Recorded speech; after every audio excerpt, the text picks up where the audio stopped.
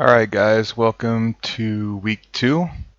We're going to go over some photo best practices for when you guys capture your images of your subjects.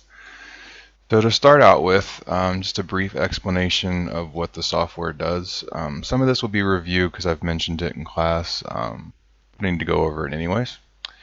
So how the Memento software works, which is the processing software that we'll be using in class.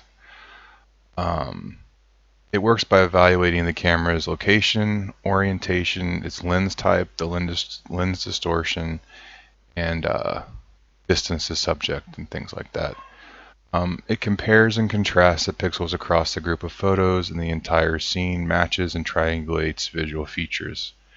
We can see some images here on the right of what exactly is happening when you're doing this process. The lower right hand image shows a capture that was done, and the little blue squares are basically photos and where the camera was positioned when those photos were taken. So some of the limitations of subjects for use in photogrammetry. So these are things you do not want to try to capture. Reflective surfaces, transparent things like windows, surroundings that are completely blank of detail, like white backgrounds, things like that, and glossy and shiny objects. There's some examples for you guys, just things you don't want to try to capture, and it's because the software gets confused if it's looking at a reflection.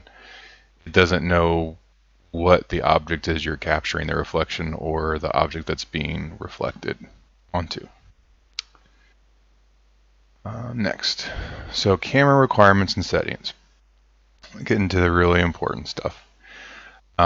So one of the most important things for capturing is to have a good lens. It's probably the most important thing because that'll determine the clarity of your image. So you don't want plastic lenses or anything like that. You want really good glass lenses. Most of the Canon lenses will be fine. I think most of the lenses that you'll have access to the photo lab will be good enough. A fixed lens is best. Basically, a fixed lens means you can't change the zoom on the lens. 20 millimeter to 50 millimeter lens is good. If you can't get a fixed lens and you have to use a zoom lens, set the zoom, the focal length, and leave it there. Don't touch it while you're capturing a group of images. Next, so you want a very small aperture. If you look at the diagram on the upper right there, you'll see some different aperture settings. The higher the f-stop, which is, you see there's a little f before the number, the higher the f-stop, the smaller the aperture. We want a very small aperture to get good depth of field. Making sure the entire image is clear as possible is really important. We don't want any blurred backgrounds or anything like that because it confuses the software. We want the entire image to be sharp. So looking at like f16 or higher for an image. So you want a shorter focal length, again, 20 millimeters to 50 millimeters for the lens. You also want a lower ISO, which means less noise. ISO 100 is probably the best for you to shoot for. You'll want to use a tripod because when you set these settings, when you have a small aperture and low ISO, to get light into the lens, your shutter speed is going to have to be really slow. So that means it's going to let light in, and if your camera's moving, you're going to get all kinds of blurs and trails and things. So you have to use a tripod or a monopod. I would say tripod unless you absolutely have to use a monopod to like take images up a wall or something or up a cliff face. Again, another thing dealing with camera shake is the remote clicker. If you basically would sit your camera down on a tripod and this remote clicker, you click it and it opens the shutter. So you're not shaking the camera with opening and closing the shutter by pressing your button. Also, you want to make sure you're shooting in RAW mode so we can edit these in Photoshop later if we have to. So lighting conditions for shooting. We want diffuse lighting. So cloudy, overcast days are best. Can't get that early morning or after 5 p.m., 5 to 6 p.m. When the sun's going down.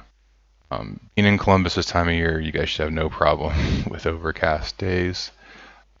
Basically, imagine on an overcast day, it's basically taking all the light from the sun and diffusing it through the clouds so you get a nice even light across everything. If you look at the image there on the right, you can see the differences in shadow quality. So the middle diffuse image, you can see the only real shadow you get is maybe some occlusion, and it's very, very minimal shadow. You don't get a real high contrast in your shadows. You want to shoot for as little shadows as possible. No flash, obviously. You want very dull lighting. You don't want these to be artistically great looking images. It's not what we're about. The biggest thing we want is a good capture image. So these won't be exciting photos standing on their own, not taking art photos.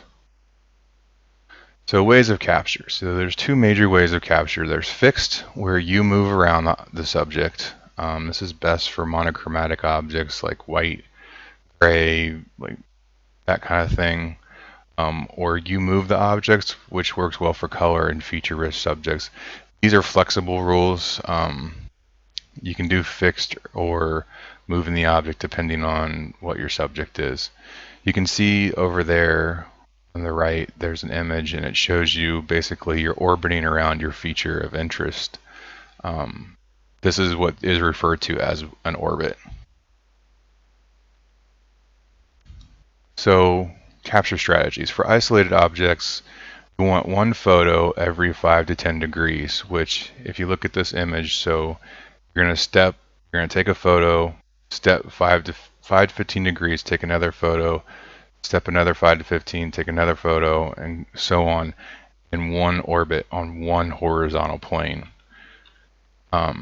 You want two different heights, so taking a photo at, say, eye level with the object, and then doing an orbit at eye level, and then doing an orbit above it, and then doing an orbit below it.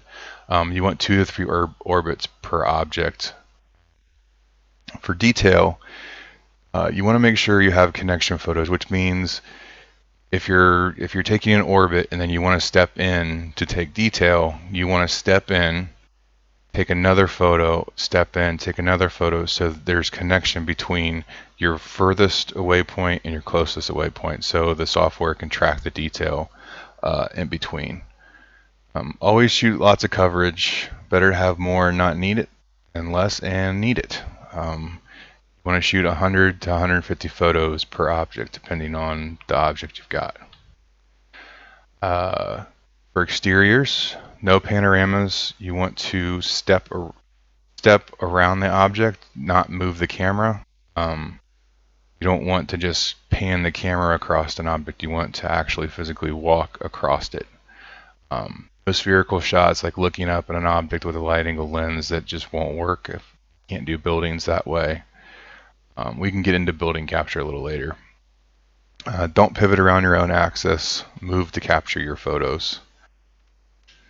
This is our last slide. I think object coverage in a photo. This is pretty important.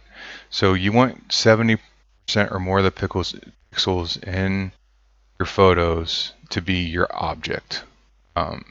So you don't want to be so far away that it's just 20% in your frame. You want 70% of the object to be, or 70% of the pixels in your photo to be your object. It doesn't always have to be the whole object. It can be a part of it. Don't move objects in the scene. That confuses the software. And better overlap means better reconstruction, which means better overlap between background objects or background detail with your subject will give you a better reconstruction, because it allows the software to more easily triangulate. And that is it for this recording. It's just some basics. We'll go over this in class on Friday. Please take notes or if you have questions about what I've talked about, and I will see you guys Friday morning. Thanks.